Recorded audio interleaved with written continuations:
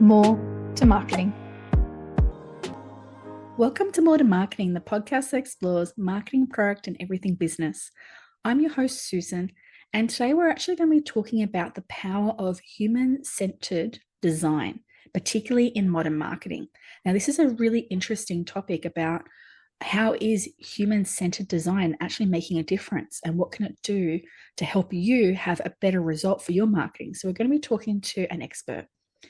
Our very special expert today is Laura Forrester, and she is actually the Director of Strategic Planning and the head of the US brand strategy for Gravity Global.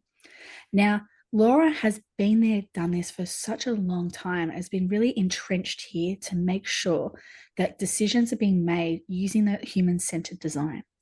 Now, she has led brand strategy for major clients, some names you already know, like Netflix, Nestle, and she's earned many industry recognitions and awards as well along the way. Now, she is certified as well in human-centered design facilitator, and this actually means she can bring her passion and empower teams and drive that creativity and really have that people-first solution, which is what we all need if we want to have true success. So whether she's building a brand or mentoring, helping others, she always brings energy and storytelling to set herself apart and to help others. So welcome, Laura. Hello, thank you so much for having me, Susan. I'm really thrilled to be here. Hi, hello to your listeners. As Susan mentioned, I'm Laura Forrester, and I have the great delight of serving as Director of Strategic Planning at Gravity Global. As mentioned, I'm an HCD certified strategist, a passionate facilitator, and someone who just really believes the most magnetic work is really rooted in empathy and designed for impact. Over the past 2 decades, I've been able to co-build brands with Fortune 500s and local heroes alike. But really, the core of that is the single belief that strategy is people work. So whether that's reframing a product narrative, empowering a team, or launching a 300-pound pierogi into a river in Pittsburgh, Pennsylvania for Red Bull's Flutah, yes, really, my mission is to help brands kind of show up boldly, beautifully, and human first. So thanks for having me. No, thank you so much. But how did you get here? What made you go down the road of going into marketing and brand? Tell us a bit more about your story. Yeah, so it's a bit of an odyssey or an adventure. So I am not what I would call academically trained in marketing, but I've always been a storyteller. Curiosity is sort of my superpower. And I really began agency work in data. I was a researcher and an analyst, and I found numbers fascinating, but really pined for the narratives behind it. So thus, a strategist was born. I have done sort of a little bit within the agency realm, reporting, analyst, creative design. But really, I kind of landed in this space between art and science to really help brands, people tell their story more impactfully. I love that. And it's one of those things where without the right data and the right analysis, you don't know where the creativity should be focused. So it's a really powerful two superpowers you have there that you've merged together. Yeah, absolutely. I often talk about there's divine in data, not divine from like a spiritual, but that spark, that thing that gets everybody excited. And it's exciting when you get to see that. I love it. I really do. And I think there needs to be more of that out there as well because you don't know what you don't know really. And that Absolutely. helps you along that journey. And then everyone in the room can be on that same page and have that spark together. Fantastic. Yeah. Well, I would love to dive into our topic for today. So, for you, what, and I know you're trained here, so you can give us a bit more of that academic ish type spin, but what does human centered design mean to you? And how has it actually really transformed the strategies for the modern marketer? That's a great question. And I love human-centered design. As mentioned, I'm trained as a practitioner, an instructor, and a facilitator. So I can guide people through it. I can also help people understand how to make it impactful. But for me, human-centered design is the radical act of putting people first throughout your entire problem-solving journey, not as personas or targets, which can really get our focus in marketing, but as sort of full, complex humans, right? With needs, dreams, contradictions. For me, it's often more than just a methodology.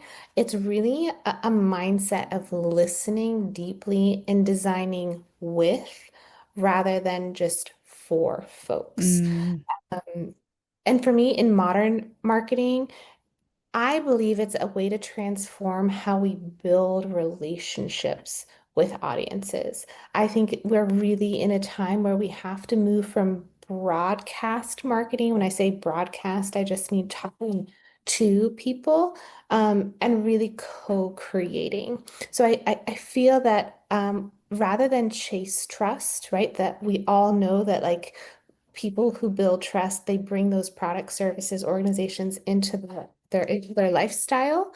But really, we need to earn that real, genuine attention. And at Gravity Global, we don't just ask, what can we say to them? What can we serve to them? We try to ask, what's true for this audience? How can we build from there? And I think that shift, keeping people truly at the center of what we're doing, unlocks loyalty, innovation, and real resonance.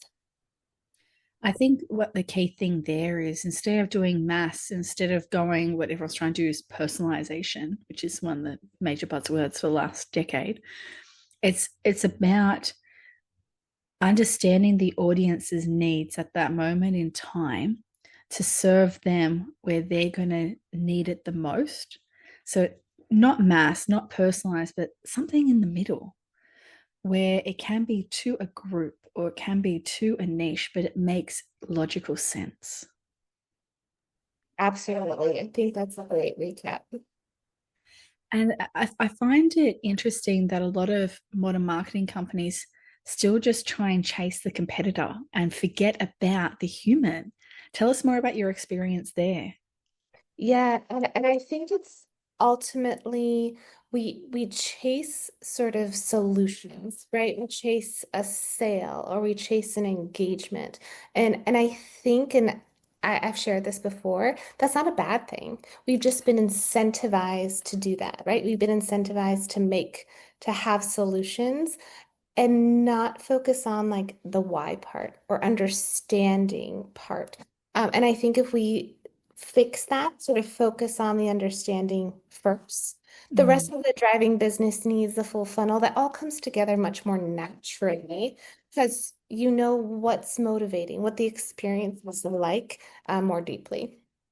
agree. And I think it'd be great to understand what you see as the key stages for having more of that human centered design process in place.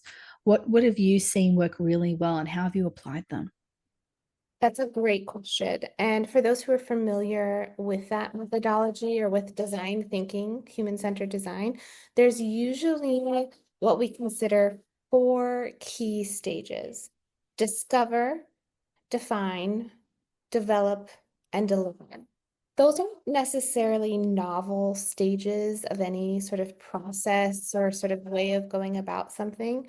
But when we think about discovery, that should be really divergent, right? That is really broad understanding. When we start to define, there's some convergence there. So we're getting closer, we're sorting patterns. And then in the center of those two stages for me is that aha moment. We have decided what is the problem we're trying to solve, what is the true opportunity. And from there, we move into develop, which is ideation. It's not one thing to develop, it's all the possibilities. So we do some divergence again, right? What might be possible? And then we start to say, oh, this feels the closest to a thing we should deliver. This feels like it might be the right solution. So I always joke that human-centered design is a girl's best friend because it's a double diamond, not just one diamond. So you have that convergence and divergence. And ultimately, well, it's not linear, it's non-linear, right? I feel like that fluctuation is really important. That framework, discover, define, develop, and deliver, really helps guides teams through ambiguity with intention. I think that's the key word there, the intention, because Absolutely. without having a reason that you're trying to solve for, you're just going to go around into circles and go find and chase shiny baubles that don't need to be chased. Absolutely. At Gravity, I often lead sessions that start by deeply understanding the experience, whether that's interviews, journey mapping, cultural insights. And we try as best we can to define the real tension that's at play, whether it's messaging or full campaign, to really try and make sure that we're using that process as a way to see if we've gotten it almost right. And I really love it because it invites bravery, right? It allows both our people that we're working with, clients, partners, thought leaders, to get curious, and that I think is a brave action. But also to be iterative. We don't have to get it right the first time, and most of the time, nobody does. So iteration is encouraged, and that's really great. For me, human-centered design's process allows us to fall in love with the problem, not our first solution. Mm. And I think that's one of the things that when you walk into that room to do those workshops, don't be fixated on a specific solution just because it's quick and easy. It might not fit what you define and find what the problem is. So be fluid in it, be open, and see where the journey takes you. Absolutely. And I think that's uncomfortable for some folks, right? They have been so engineered to fix a thing that to unlock that moment of, hey, we're talking about possibilities is really, I think, an exciting space for marketing, and it's exciting space for businesses to just be in. In a world that's really tumultuous, right? So being able to sit there for a little while is really exciting work. I think one of the biggest mistakes I've seen, and please share your view on this, is you go into those workshops and say it's an existing digital journey that you want to work on. The amount of times you walk in there and you've got all your different stakeholders, and the majority of them have never even done the journey. And it's like, how can you try and solve something that you haven't experienced yourself even once? And that's what Mm, I really encourage is walk in those consumer shoes where you can. Call up a call center and ask random questions. See how they answer. How do they respond to you? Go on the website and make a purchase. Most of the time, if you're in that company, they can do a refund for you, so you don't have to worry about having to pay for it. Uh, Experience all of those so that you can actually be in your consumer shoes before you make those changes, because that might open up some other opportunities that you didn't realize. absolutely. The idea of immersion as a form of understanding is so powerful, right?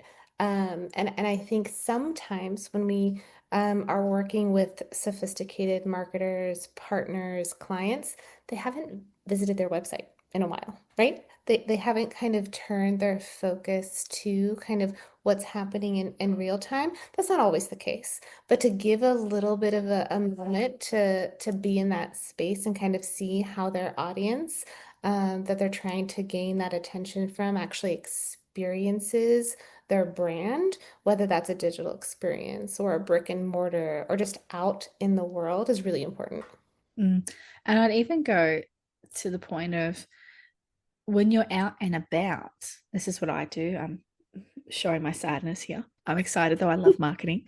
When I'm out and about, I do look at advertising in all of its different situations. How does it look within a train and a train station, on a bus shelter, on the side of a building? Does it work? Doesn't it work? And I always look at it not to analyze it, but to see, did they actually get their message across that works really well in, say, a 15-second TVC versus a billboard that tells you nothing. Mm, and absolutely. and then it makes me think, what do I not want to do in the future when I'm in those situations buying that type of media? Yeah, and I love that. That's actually, it's so nice that you said that. Sometimes to change the way we ideate, I often ask, where do we not want to show up? Yep. And for a little while, I'll be like, wait, where? we want to be everywhere. You're like, no, where are places that don't feel right to your brand? And that all of a sudden they get to think about where they show up contextually. And I think that that's exciting. And I love that you walk about thinking about advertising because I do too. I feel kindred spirits to that. I do. I used to You I used to know, drag my not team alone. member out as well. Yeah, it's so funny. Oh gosh, a grocery store. And I have so many stories because I did a lot of work in the CPG space. So for me, it's not just canned goods and produce. I'm like, oh, so many signals in this space. I have pushed my husband and children aside to take photographs in shopping center aisles. Yes, keep doing that, Susan. I'm here for that activity. I think we need to connect more so that we can We both share should. this because I don't think other people quite understand. Yes, I am happy to do that. We could do a walkabout together next time. I love it. Now, when we're talking about user-centric solutions, how do we bring about that balance for business objectives? Like every business has a goal. Sometimes they're scared to go down the unknown path because, as you said, it gets a bit uncomfortable when you go down and utilize these type of skills and tools. How do you balance that?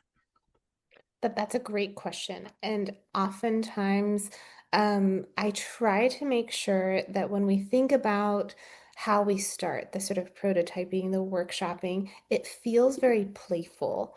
And I often tell people that's good, right? Creativity, innovation needs play, but it's incredibly purposeful. For me, that balance is great strategy has to sit at the intersection of human need and business ambition. And for me, it's not about a trade-off necessarily. It's about a translation and ultimately about driving, getting that right attention. And I feel that creating truly sort of people-centric solutions, you uncover unmet needs, and that often reveals untapped market opportunities. Mm, So if we're looking to fuel fame, admiration, or belief for brands, it's really important that that unmet need, that sort of moment where we can gut check assumptions actually allows us to drive that business result that a lot of C-suite or our partners are looking for. A good story of that, I worked with a children's healthcare organization, and we were trying to, in business terms, recapture teen orthopedic volume. So imagine broken bones, anything that would happen in a sports injury. And so this is clearly a volume, right? But it's also kids, teenagers trying to enjoy games and sports. And so, what we did in our sessions is we started to shift the strategy, the places that we're at on real teenage behaviors. Where are they navigating? Where are they searching online?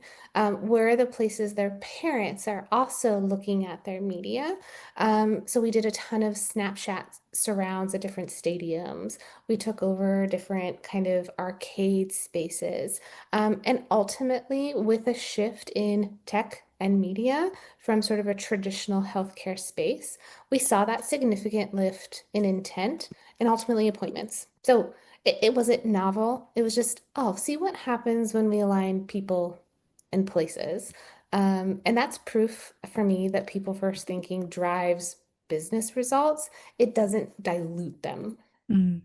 And even with that particular age bracket, a teenager is still a child, but they still have more influence than a toddler. So they can say, Mum and Dad, hey, listen, I've seen this one. Let's try that out and help the parents or whoever their guardians are to help make decisions. Because in medical, it's about trust. So assuming the trust is already there, it's just awareness that they're in Yes, the area. They've just opened up a new clinic, whatever it could be. exactly. Exactly. I think it's interesting about how the goal shouldn't change necessarily. So your business goal can still be that fantastic number, those GAs you're wanting, whatever it is.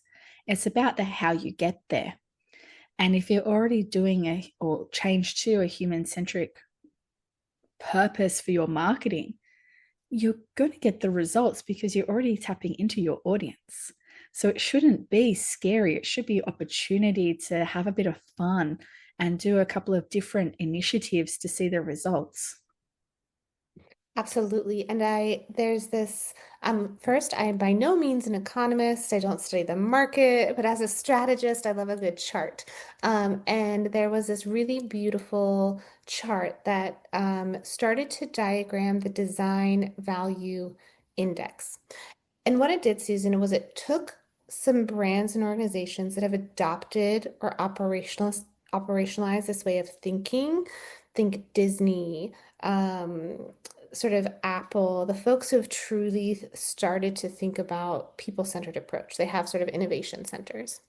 So they took all of those brands and they mapped their portfolios on the market across the entirety of the S&P 500 index.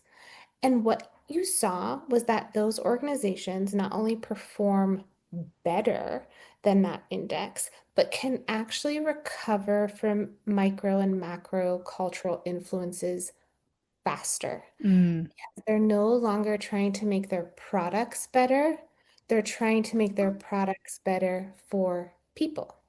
And when we see shifts in economy, culture, tech, people are going to behave differently.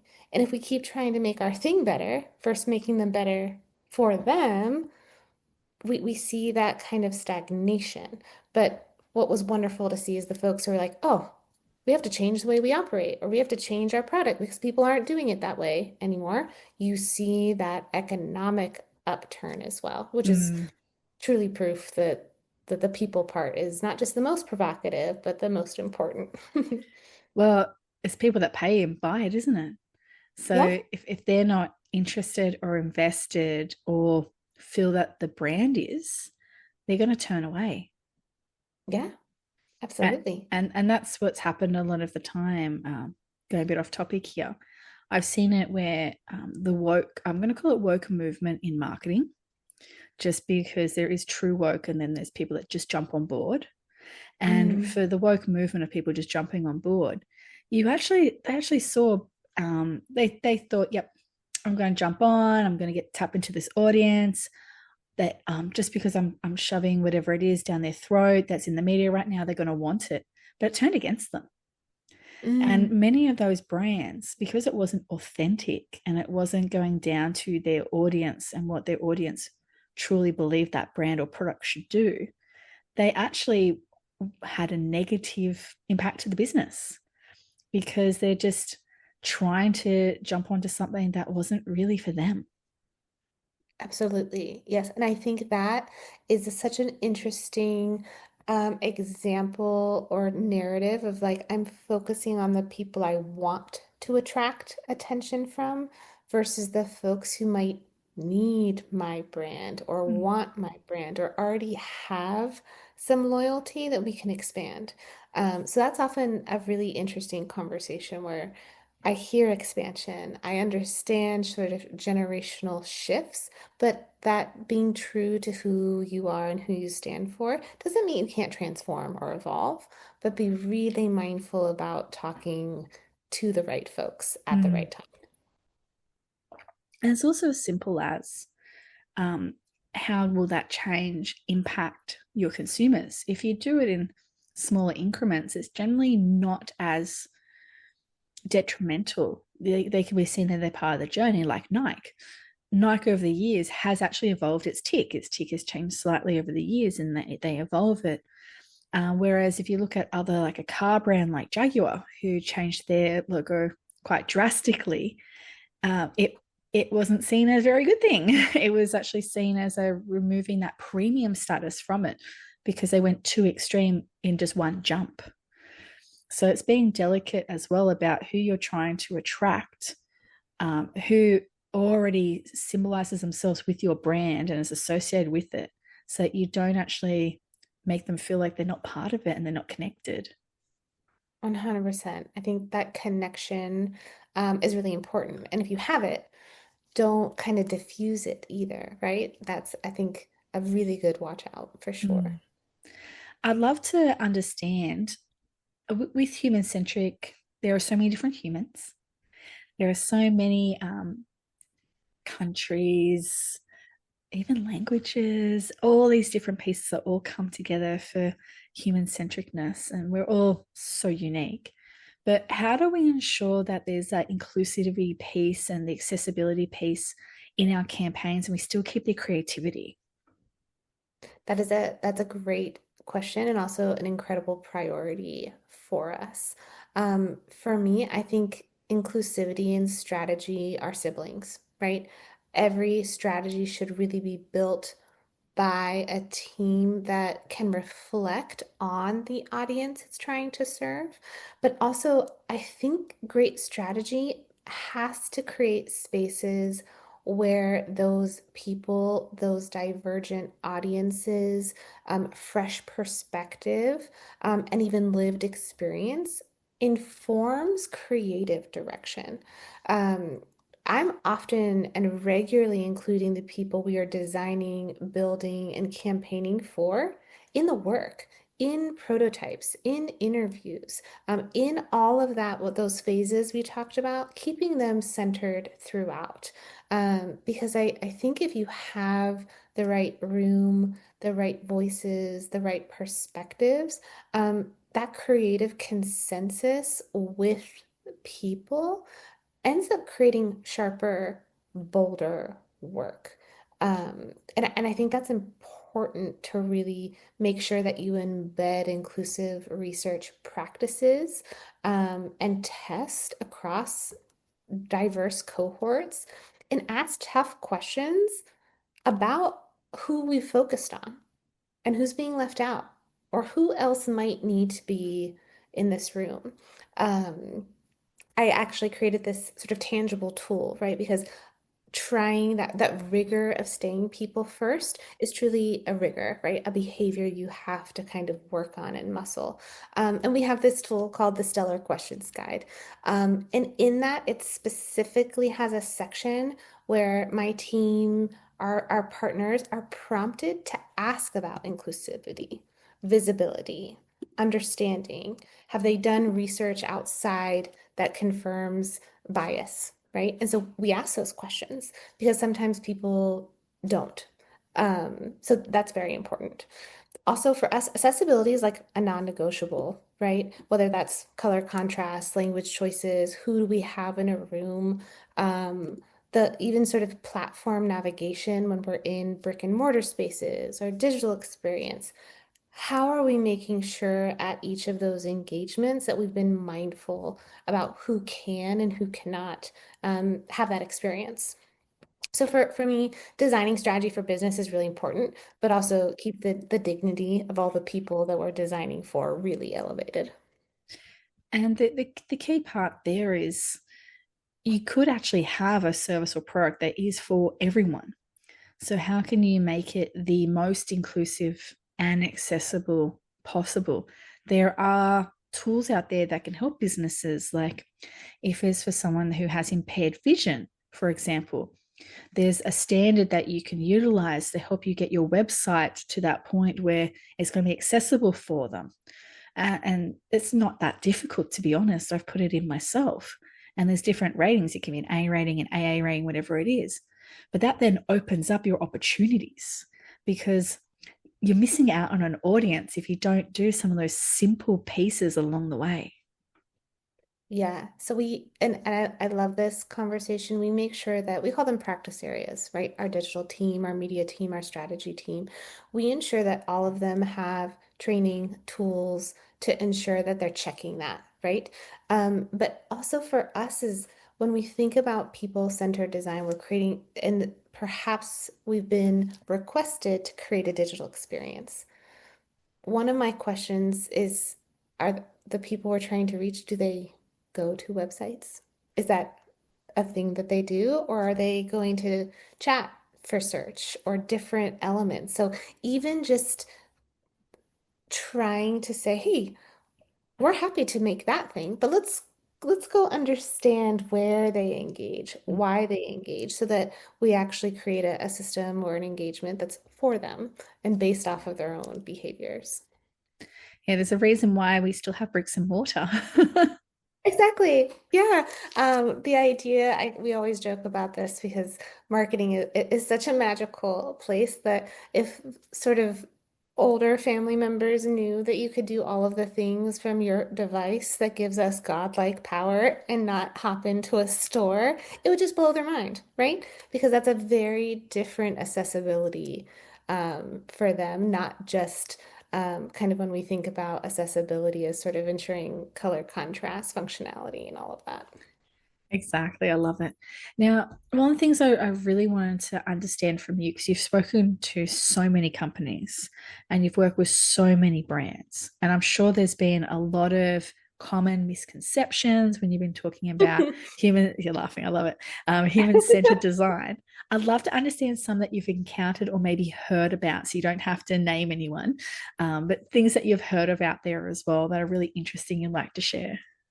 Yeah, absolutely.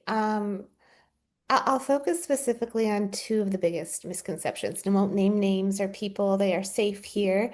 But I think when I talk about human-centered design, one of the biggest misconceptions that I see is it's only for product teams or UX designers, because that's its origin story.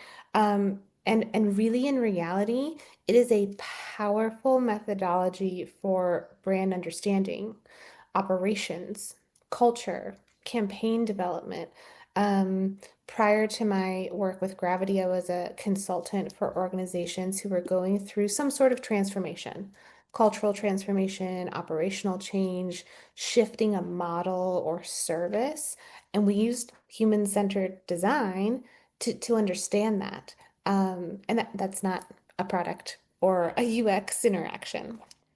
I think another, perhaps not misconception, but myth is that it's soft or slow. And in truth, when activated the way it can be, it's incredibly rigorous, creative, and it often accelerates alignment, production, and go to market. And that's because it's bringing those stakeholders, the real people impacted or invested, into the process really early. Um, and I think that's important that it's not soft or slow. It can be incredibly rapid, and it can incredibly rigorous. Um, you now have me thinking about misconceptions and myths. I think the only other one is that people often confuse empathy with assumptions. And I think Mm. true empathy is research backed, and it's built on listening, not guessing. And that I think is really, really critical to kind of debunk where we think empathy could or could not live. Yeah, empathy is an interesting one because, again, it comes down to individuals. So, what could be for one target group or niche is very different to another, and how they then interpret their campaign again is going to be different. Absolutely. And I talk about there's different ways into innovation or different behaviors of innovation. And I think oftentimes we think of innovation as linear, right? Somebody has their secret sauce, their sort of proprietary magic. They create that product innovatively. That product has services, delivery, offering, and an experience results. That's kind of linear, sort of secret sauce driven innovation. I say, well, what if we thought about what that core audience wants to experience, feel, or do, or what we want them to experience, feel, or do? That then may have us rethink the types of services that we deliver, the way we talk about them. It might even have implications on research and design. It might not change the secret sauce, but it is an empathetic way to innovate your services, your product, without sort of changing that magic tech, if you will. Yeah, it's interesting when companies actually find out how their product or service is being used, because it might not be how they originally thought it could have been used as. And now it's being used in a completely different way. And then they're like, oh, this is a new opportunity. And if they're Yeah, smart, they actually utilize that and grow off it. absolutely. One of my Favorite stories or fables within sort of product design is the Tide marker, the sort of like on the go sort of spot marker that you can remove stains. Is they actually heard people using toothbrushes to kind of spot with their own detergent and let it sit, and then they're like, oh, how do we make a product that literally is just folks doing a thing that they're already doing? And thus product is born, right? Because they're creating things that people are already doing. So I often tell people you're an innovator if you're changing something slightly to make it easier or more exciting for yourself. That's innovation. It's just thinking about a problem a little differently. Exactly. And we've all got it in us. It's just if we choose to then share that knowledge around with other people. Yes, right. The sharing part's important. Well, I have loved this conversation, and there is one question I always ask. So, Um, my question I ask everybody is, what brand, any brand in the world, best represents you and why? Okay, so I did a little espionage and know that you asked this question, so I feel prepared for this one. But I also felt strange thinking about myself as a brand, so I also asked my team. So I have two answers. The first answer is I wanted to say Patagonia. Not because I'm always trying to go trail exploring with my two pups, which I 100% do. But I love this idea of a brand that's values driven, unafraid to challenge that status quo, and really kind of continues to focus on legacy over vanity.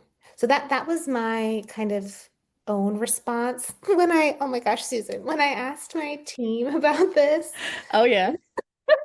I've had they people ask ChatGPT. So, yeah, so I asked my team, right? People-centered design. Let's go yeah, talk to the yeah. people who work with me all the time. They said I was like Ben and Jerry's. That's not That I bad. like That's yummy. yeah, that I like to create boldly. They create bold ice cream flavors. They're also driven by sort of values. And then they said, but you're also kind of a sweet person for such a sort of rigorous strategist. So they said that I could quote them. So I felt it was a little cheesy, but yeah, somewhere between Patagonia and Ben and Jerry's. That's I, Laura Forrester. I love super healthy, lifestyle Yeah, driven, outdoorsy, and then ice cream in front of the TV. I love it.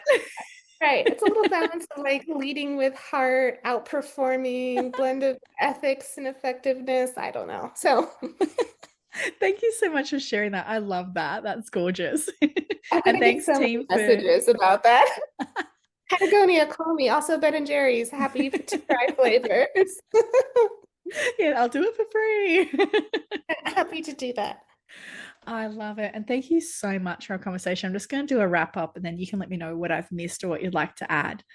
But today, in particular, we're trying to understand how human centered design can radically improve marketing results.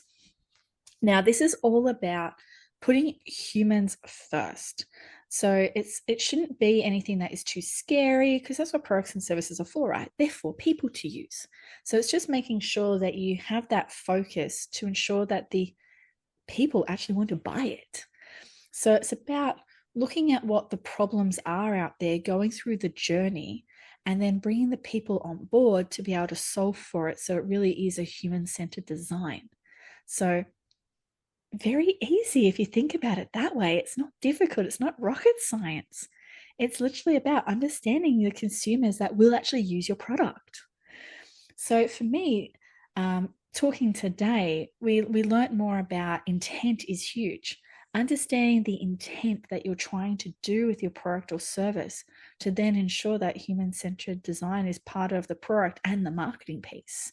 So that understanding this journey, you then can put something out to market. But the key piece is no one ever does anything perfect to start with, and neither is advertising. So use it as an opportunity to iterate so that you're always updating, changing, finding a new area that you want to focus on too. What's working, what isn't. This is where the data comes in as well and helps you, but always keeping that human centered design first. Now, this could be done as part of like co-creation. It can help with loyalty. It helps build up a business and its legacy. So it is actually a really positive thing to bring into your organization because you're designing, not just creating something to be consumed and you hope it will be consumed down the end. Now, there are 4 stages to consider. So the 4 stages, if you're actually going to dive in here and do it right. Now, I'm going to say not necessarily linear. You can bounce around a little bit with this, and it's best to probably do some double taps in certain areas as well. And that is discover. So discover, you're thinking broadly, going out and exploring, doing research, seeing what's happening, talking to your customers or your future hopeful customers, all of those pieces, your internal stakeholders, the lot. Discover. Then you go to the next level, which is define. So this is where you try and identify from the data those patterns, what is getting closer to maybe solving that problem as well. You might even come up with a handful of solutions as well that you want to start workshopping and talking about. So as part of this, you go back maybe to discover, then you go back to define. It might be a few bouncing around there, but that's okay because it's about the process and getting to the final solutions the right way. The next step is develop. So you actually look at what possibilities there are, what you go back to the human centricness and go, what will actually work?